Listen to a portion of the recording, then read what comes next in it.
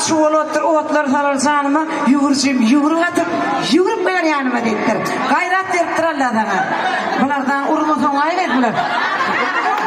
Sen neyme de gittin gellansı? Nemeti?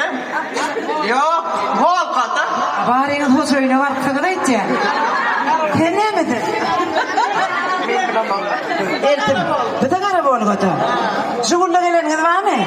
Hani şugulla gelen? Şun boşuna otelde şugulla gelen. Şugul modadan kaçsana hatta. Biliyordun şunda uğurlar kadirim diyor. Volga 69 şuguli. İnelim akıllıca kılcıratlarını ildiğini bardak çıktı. Limuzin getiriyor 12 yaşları. Biliyordun ergenler biz de orada başlar fileşkede dinleniyordu. Kararakta duran oğlanlar geçip gitti. Köşümüzün çöküle denedim. Utanan oynayadık. Vay oğlanlar var ya diyorlar. İnli oğlanlar kayıtlar geliyordu kaçıyor.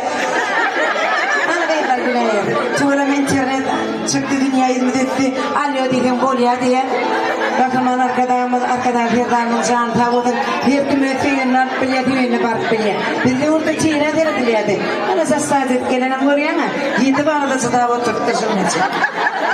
Ştayda TikTok'ta trend olan acayip bir aydım haştı diyorlar. Şunu aydıma büyük tepede pravunla yaşamdan yürüdü yaşında. Haştı önce ikinci aydımı teriden direktip dinlerleri tanım. Tantayınca bulun, tantayınca bulun.